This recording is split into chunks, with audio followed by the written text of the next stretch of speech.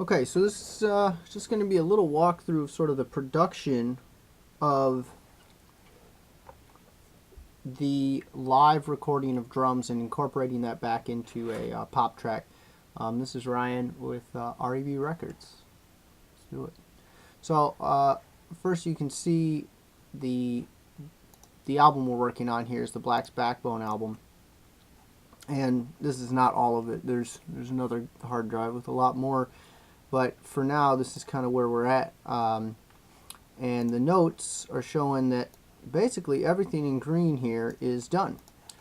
And then you have this one, Possibly Real Drums, and this song, No Sex For You, Possibly Real Drums. They're real drums now. And this song is now not done because we went and recorded real drums at Gravity Studios a couple weeks ago. Now there's an interesting production element here in that we wrote these songs, and I wrote most of the production work for these songs in Logic Pro, version 8 actually, and then upgraded to version 10 here. And what I'm going to walk through today is the convergence of the Pro Tools drums that were recorded at Gravity Studio and the Logic session, and kind of how I do that. There are obviously different ways to do that, but this is how I do it. So go back over here. Gravity Studio recording session, and then I was working in Pro Tools 8 still. They were working in Pro Tools 10, so it's a little complicated there. So I went into Pro Tools 8 and basically took all of the tracks in Pro Tools, listened to the drum tracks, and by hand essentially made all my edits. Then I exported those files. So in the region bins in Pro Tools, I went over to the drop-down menu and exported the takes that I wanted, because there were often dozens of takes. Or there were dozens of takes. So when you get up into 11, 12, 14, 18 takes, I didn't want all of that audio in Logic. I wanted to make a decision and go with it. So here is the final set of, actual WAV files from the Pro Tools session, exported, I believe at 88.2 24-bit into this folder. So the next step is to show you how we get these all into Logic. So here we go. I'm going to leave this folder open so I can see those, and then go back over here. And we'll bring up Black's Backbone. And Apple's Too Much, that's the song we're going to work on. You can see here I've gone through several iterations in the drums. These were just trying to figure out how do we make drums work and with this song. And the final answer was it needs to be live drums, which frankly was fine with me. In the background, I'm running here a Profire 2626, which is, I find, a pretty decent unit. So it still does the job, even though it's technically not supported and whatever. In this studio space, it works fine.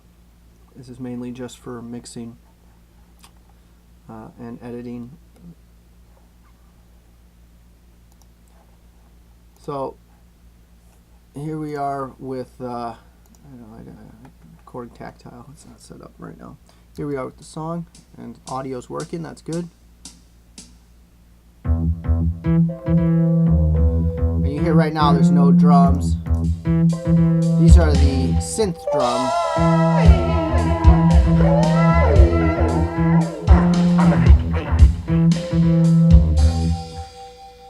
Her online match is Johnny Appleseed, though they've never met. Too soon to go all the way. She texts him pictures of her breasts. His perfect date is with a server, while she needs a new provider. They're not PC, so he's an atheist, and she's a free thinker. He likes the life, but doesn't know what he likes until his likes are news, and she gets emotional. Oops. And this usually happens when I'm starting up. So this song kind of is a slow build, and as it builds, it gets more and more intense, and the drums are a huge part of it. So I'll let it play here. She doesn't get enough views.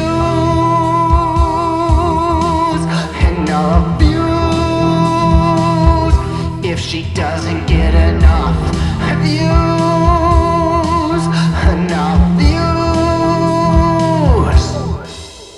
they should pick up a pencil and learn to write their names. The lines and the curves of the letters will be good for both their brains. She could try her hands at portraits while he is posing nude. He could keep a diary instead of recording every move. They should pick up a pencil and learn to write their names.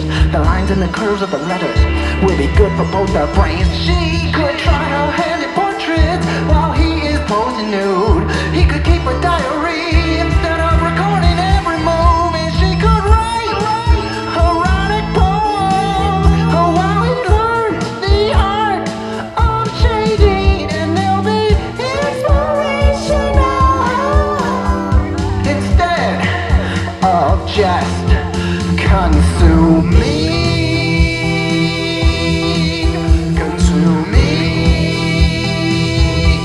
Instead of just consuming.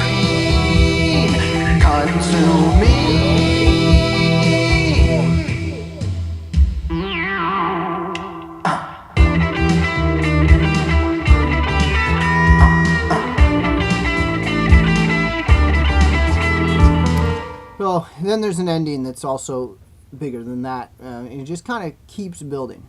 So one thing that's nice about Logic, the way it imports files, is it generally, so if you remember, I left this folder open. Here's why. I can just now grab these files, all of them, and I can drag them in, and it'll ask me if I want a new track or existing tracks.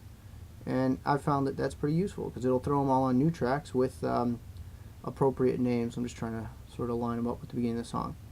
And there's an issue that will happen here. Come on, there it is.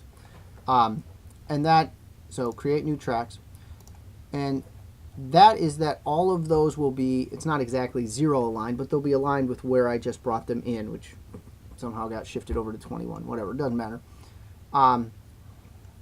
They're also being converted to, I think, 44.1 from the original 88.2 that they were recorded with. But the problem is many of those additional takes that I mentioned are on the second half of the recording. So you can see like this at the bottom here, this floor tom bottom mic is pretty short, right? It's clearly not the length of the entire song, for example. Most likely that is at the end of the song. So there's a little bit of manual lineup that has to happen here. And I'll show you how I do that to keep it all together. Well, I can walk through it. Basically what you'll see is, because all of the tracks were recorded together, the drum mic, the hi-hat mic, the 2 overheads, the 2 room mics, those files for each take will be the exact same length. So generally it's pretty easy to see what are the takes, and Pro Tools does a great job of labeling things as you record. They index them. So in this case, what we'll see and what we'll do is create a group in Logic for each take that was in Pro Tools. Then we will enable that group and we'll make it so we can edit them, and we will move them to their appropriate locations. And then we will take the takes from individual instruments and load them into, I think they call it pack folders in Logic. They're kind of like take folders. In some ways, the take folders in Logic are awesome and make things easier, and in other ways, they are really frustrating. If you want to, for example, go in and take 3 and move it over slightly, because or a word in something and move it, you actually have to cut that audio file in half. It doesn't allow you to manipulate too much within the takes, which is quite annoying when you're doing pop production and stuff where things really need to be perfect. And if you're dealing with, I mean, even here you can see like all these little cuts and stuff in the vocals. Those are not different takes necessarily, though they could be. I don't remember anymore. But they're actually like moving words over and things to make them line up exactly how I felt they should. Not that this is a stereotypical pop song. Obviously, if you could hear the recording, there's a fair amount of distortion and stuff on the vocals purposefully. The whole song is supposed to be over the top. It's called Apples Too Much. If you were listening to the lyrics, you could figure out the reference to societal addiction to technology that's going on there. So it's pretty heady song, but it's also and thus the vocals are distorted and pushed forward because it's just too much. You're supposed to go, oh, are those distorted? Like, is that on purpose? Yeah, it's on purpose. Listen to the song, it all makes sense. But it's which has kind of been cool. I've had a couple people hear it and go, did you mean to do that? Yeah, that's the whole point. You're supposed to really notice that it is too much. It's supposed to be over the top. And I don't even think it's over the top like in a grunge rock type of way. It's just, as far as a pop song goes, might be a little bit. So you can see now down here at the bottom, and I'll get rid of the file folder there. Now it's making the whatever view of all of those. But you can see here we have, for example, floor tom bottom, bottom, bottom, and there are 3 takes. And this one's shorter, and that trend is going to continue for each mic. So it'll be floor tom 1, 2, 3, floor tom top 1, 2, 3, hi-hat 1, 2, 3, and 1 on each of these will be the exact same length. So here's where the next step comes in. Knowing that there's 3 takes now, and we just added like 25 or 24 tracks to our session, so we don't really want that either. What I'm going to do is take every third one and holding down Command on a Macintosh here, go through and select them. Oop.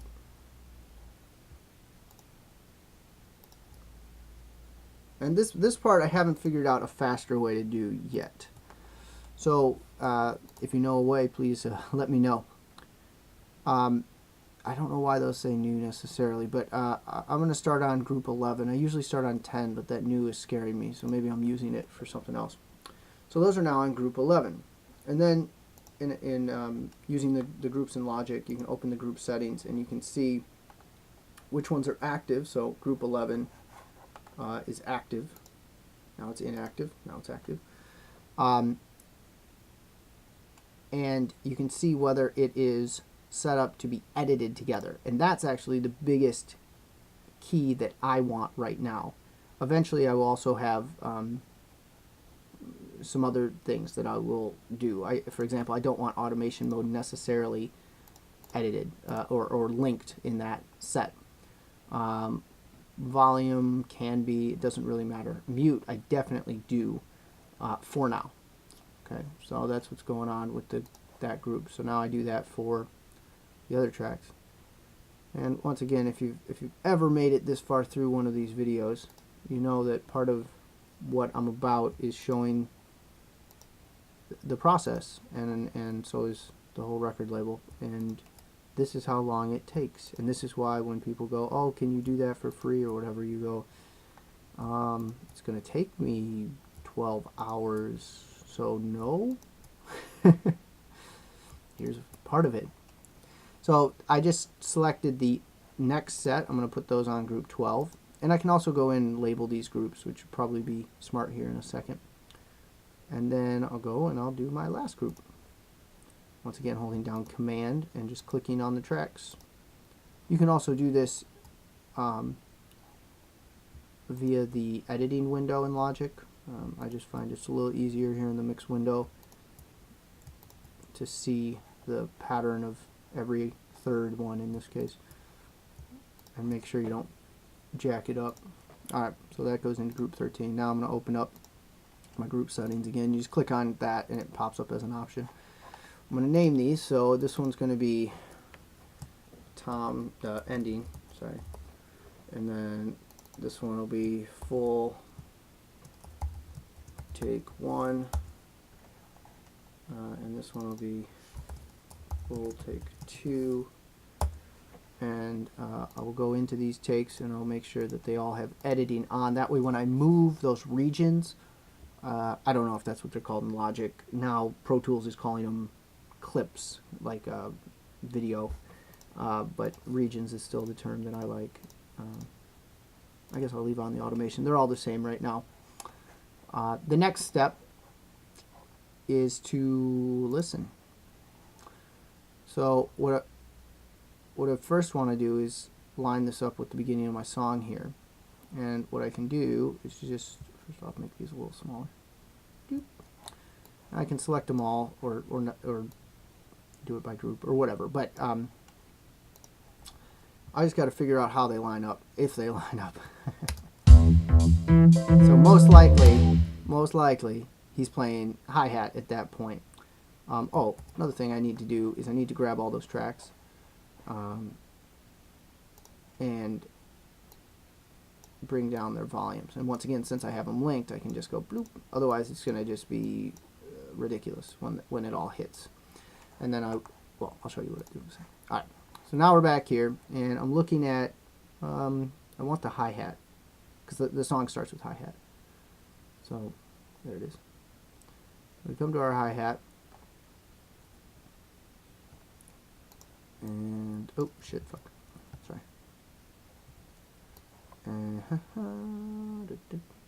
And if you want in Logic, you also can just click that button. It sort of maximizes the waveform view. You can see what's going on. The new Logic 10 has a couple things that I've not set up yet. Again, it's not showing me the waveform. What the fuck? I don't know why I did that. That was weird. Okay, so it clearly starts right around that 5. And my plan was that when we recorded these, they lined up with the original session. So, hoping that's true. Meaning, let me explain that. When I move this region to a bar line, that first note would line up with my drums. That's how I exported them. But it kind of depends how the engineer recorded them in Pro Tools. But we did set the tempos the same and stuff. So you can hear now it gets all doubly and crazy. So we'll go and solo. Oh, here's a great point where we look at those group settings. And I can go to group settings, and I can go to, say, group 12. Just, it doesn't really matter. And I can set up solo so that when I solo this second group, all those second groups are soloed. See that? Every third one. I can do that for all 3 groups. It just doesn't right now matter that much whether it's. We're gonna just zero align it. See.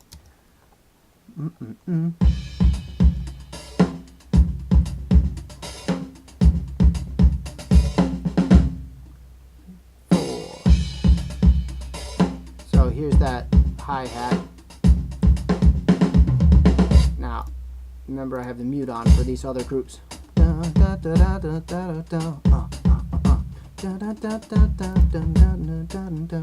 You also have your group settings over here on the left.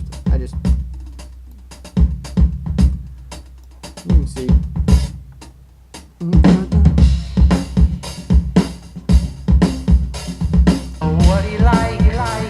So it's not quite lined up. Anyway, you can hear the drums there. That's with no mix. They're really well recorded and very well played. So you can see they're not lined up. It's close. And by close I mean I think it's off by an actual time measurement. Like it's off by exactly a beat. It sounds like the kick drum in the drums here comes in on 4, beat 4, and it needs to come in right on 3. So check this out. 2, 3, 4, 1. So hopefully if we take this whole thing and we just move it over to by 1 beat now and this hi-hat you're hearing at the beginning is something I added to the track so that the engineer at Gravity Studio wouldn't need to add a click track and figure that out. Anyone who's engineered that and someone just gives you a file and you're like, what's the fucking tempo and all that shit, I just added like a MIDI, I called it click even, and I just put a little hi-hat sound in there. So this should line up. 1, 2, 3, 4.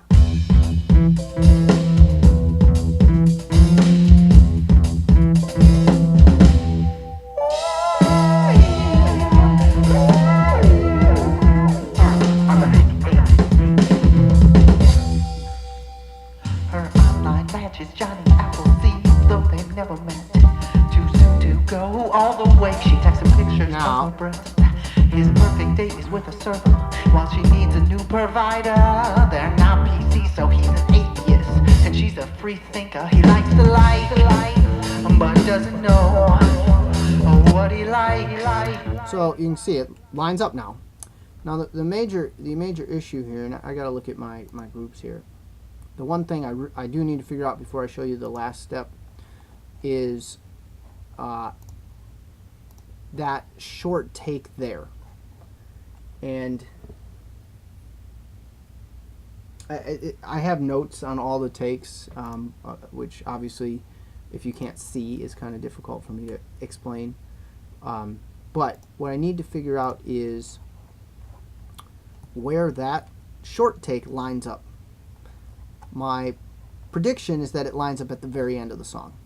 I mean, we did a lot of takes at the end, but my notes are upstairs, so I'm just going to go for it and just kind of hope that is true.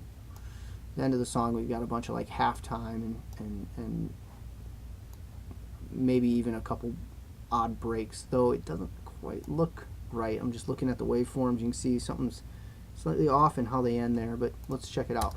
Much, his apples too much. No, maybe it's the beginning. Actually, I'm going to say that's the beginning. So I'm just undoing what I just did. I should have listened before I assumed. Alright, let's see where we're at. Yeah, it's the beginning.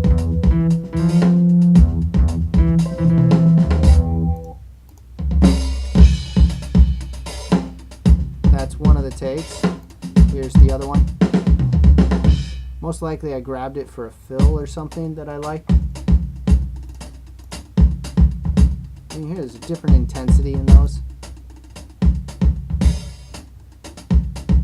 It could be something as simple as like, ooh, I really like that he did an open hi-hat, right here. And on the other one,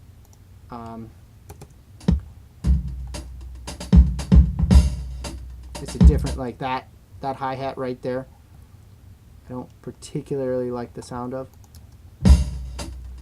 as opposed to just the straight open. Alright, so listen to all three of those. Like that has a better groove.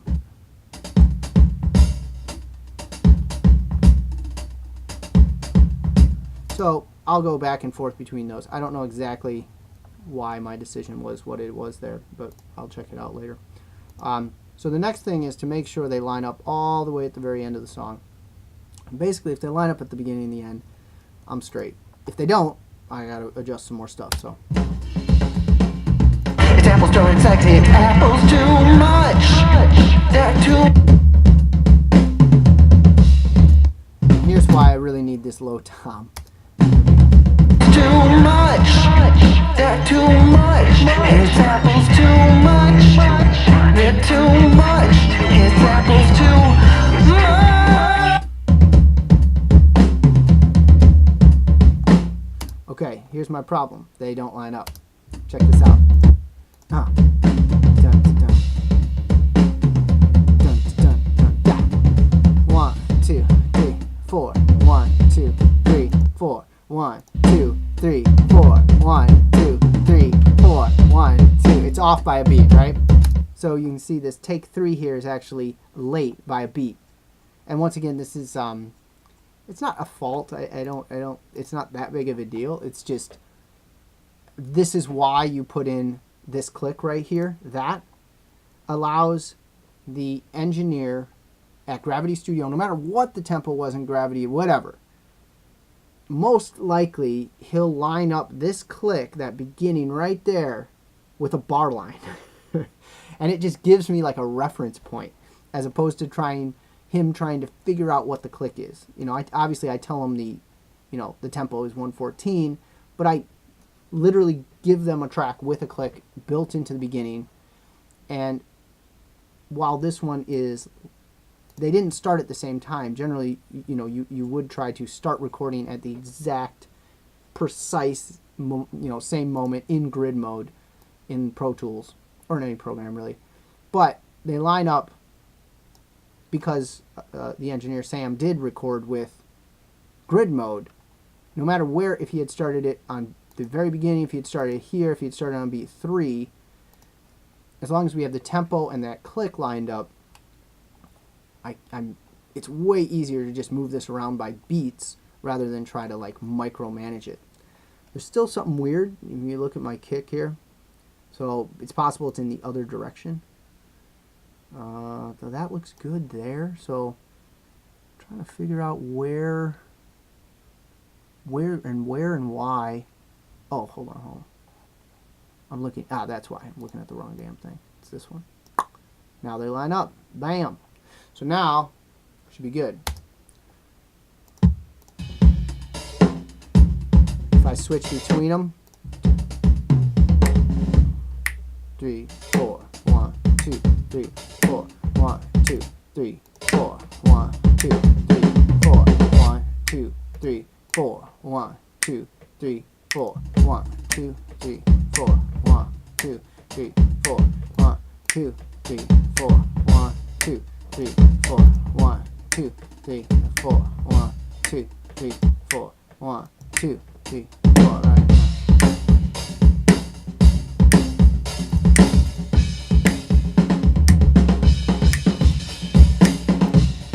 Now we're on this top one, right?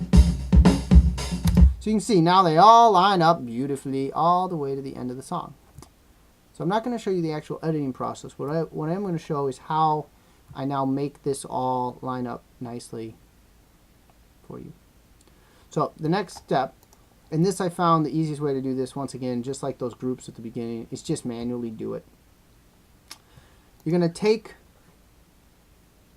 the tracks, take the takes, the 3 here, for example, in the floor tom, select them, right click, and you go pack, take, folder.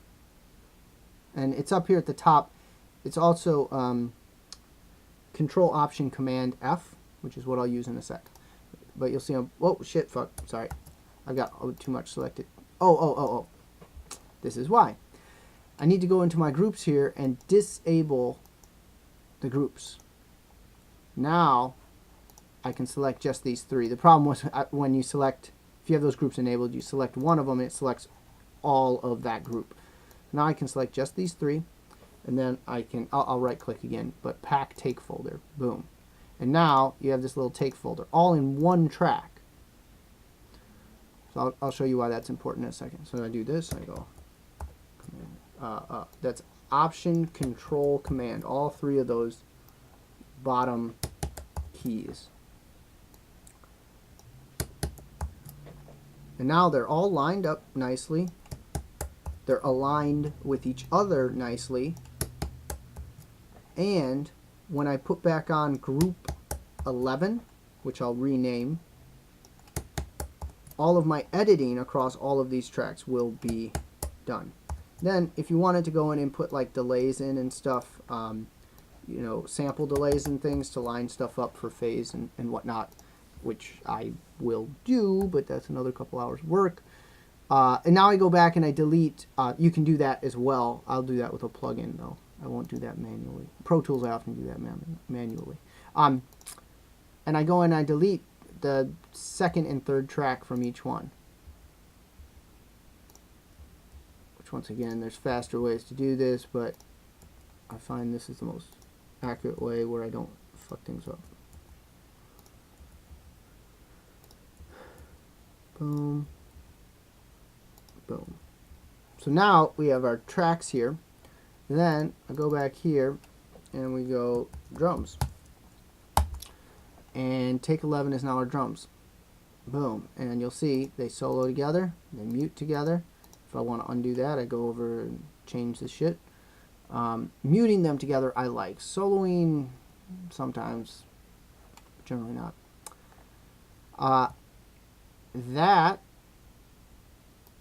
So check this out now. Now if I go in and I do one of, you know, the Logic edits like this, say for example, I do that.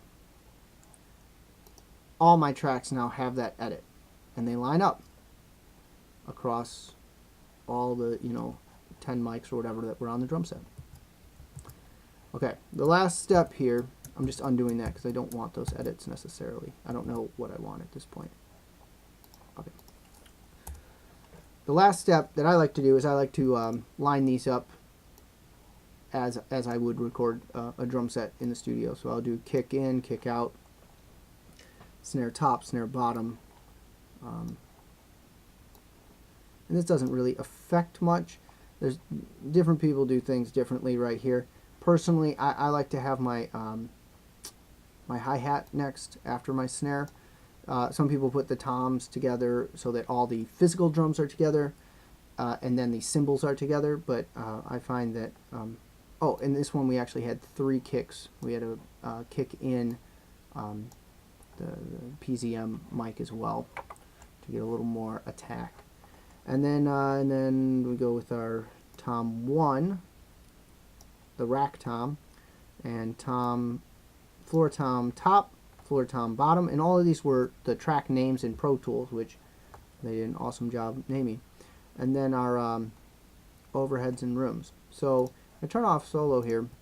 I can actually play this a little bit. So here is the room mics, overheads,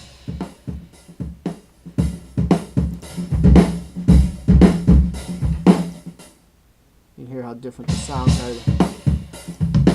Floor tom, that'll end up with a gate on it, but at the end of the song it's needed. I want that. That was part of the sound. Here's the floor top. This is how most of your floor toms are going to sound if you record them on that top head. But if you really want that low extension, and it's trying to, I mean, the key is getting that to work. The top, if we go back to the beginning, here's the hi-hat mic. And there's the snare, which, snare bottom.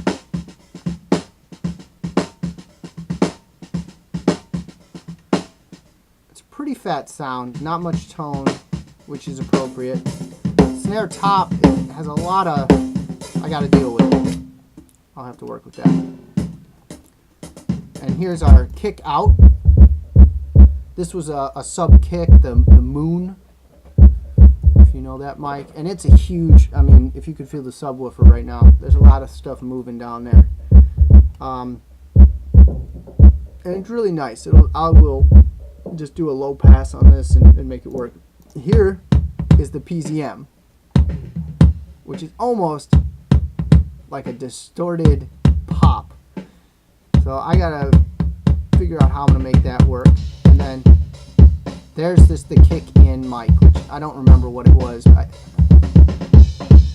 Might have been one of the RE30s or something. The new RE, like the RE20 looking mic that's not. And then we put back on solo. I solo all the drums.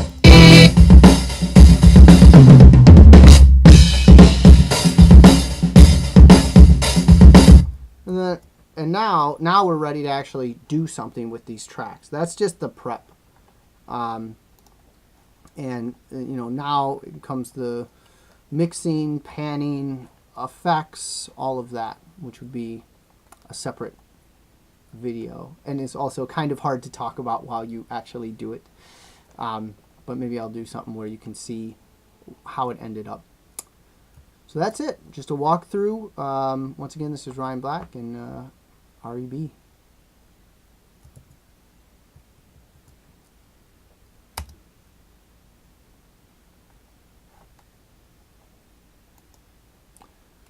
Stop recording.